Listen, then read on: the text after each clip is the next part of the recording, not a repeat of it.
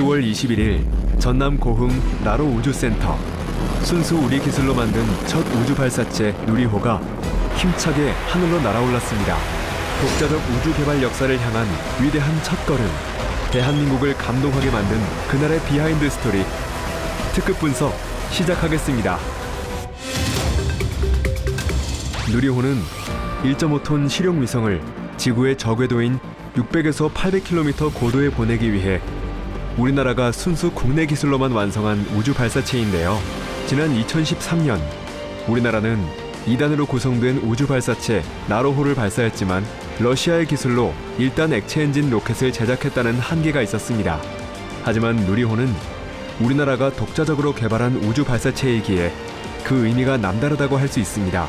엔진과 연료 탱크, 그리고 발사체의 제작부터 시험 발사 운용까지 모두 우리의 순수 기술로 제작한 누리호의 부품은 무려 37만 개, 자동차에 들어가는 부품보다 20배 정도가 많은데요. 이 부품들을 국내 기술로 이뤄내기까지 많은 관계자들의 피땀 어린 노력이 있었습니다. 2010년부터 누리호 개발 연구를 이끈 고정환 한국항공우주연구원 본부장은 지난 2000년 한국 최초의 액체 연료 로켓인 과학로켓 3호 개발을 시작으로 러시아와 나로호 공동 개발과 이번 누리호까지 20년이 넘는 시간 동안 발사체 연구에만 매달린 인물인데요. 고정환 본부장은 나로호 개발 당시 러시아 엔지니어가 흘리고 간 종이를 주워 밤새 번역하고 버려진 연료들까지 분석한 끝에 로켓 부품과 소재를 모두 직접 개발했습니다.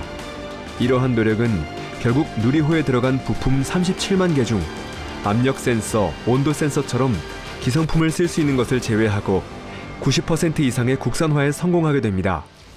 그중 특히 누리호의 핵심 중의 핵심이라고 할 수 있는 75톤 엔진 개발은 수많은 시행착오를 거쳐야 했는데요. 지상 연소 시험 도중 설비가 폭발해 고장이 나기도 했고 엔진도 연소 불안정으로 여러 차례 터지며 실패의 쓴맛을 봐야 했습니다. 이 때문에 발사 일정이 연기된 것만 2차례, 결국 20번이 넘게 로켓 엔진 설계를 새로 바꾸고 184회 동안 18,290초의 연소 시험을 진행하며 엔진 완성도를 높였는데요. 이런 노력 끝에 우리나라는 75톤급 이상 액체 엔진을 보유한 전 세계 7개 나라 중 하나가 되었습니다. 연소 시험에 사용된 실제 엔진이 이번 아덱스에서 그 실물이 공개되며 전 세계에 우리의 기술력을 알리는 계기가 되었습니다. 누리호 개발의 또 다른 숨은 주역, 바로 국내 300곳 이상의 민간 기업들의 역할도 빼놓을 수 없습니다. 정부가 핵심 기술과 설계를 담당했다면 실제 제작은 한화 에어로스페이스와 현대중공업, 현대로템 등 제조 경험이 풍부한 민간 기업이 나누어서 맡은 건데요. 이 경험은 머지않은 미래 국내 민간 우주산업 발전에 소중한 자산이 될 것으로 기대하고 있습니다. 마침내 10월 21일 전남 고흥 나로 우주센터에서 누리호가 힘차게 우주로 날아올랐습니다.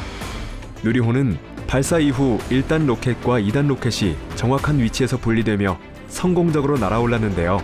이후 발사체 내 탑재물을 보호하는 덮개를 분리하는 페어링도 원활히 진행되며 생방송을 지켜본 많은 국민들과 관계자들을 설레게 했습니다.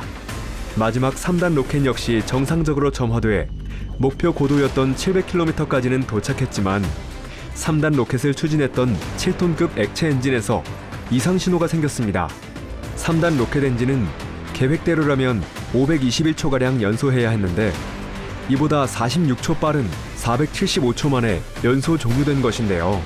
이에 따라 3단 로켓에서 위성 모형이 정상적으로 분리되긴 했지만 지구 궤도에 올리는 데는 실패하고 말았습니다.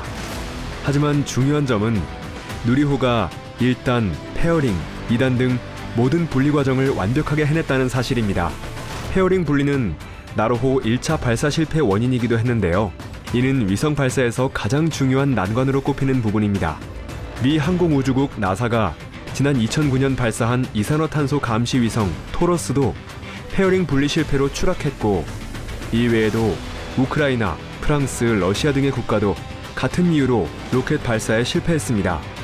특히 1단 로켓의 75톤급 엔진 4개가 종합 연소 실험 때처럼 완벽하게 작동했다는 사실.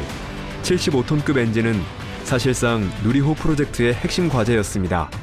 엔진 4개가 동시에 점화되고 출력과 성능이 동일하게 유지되어야 해 상당히 높은 수준의 기술을 필요로 하기 때문인데요.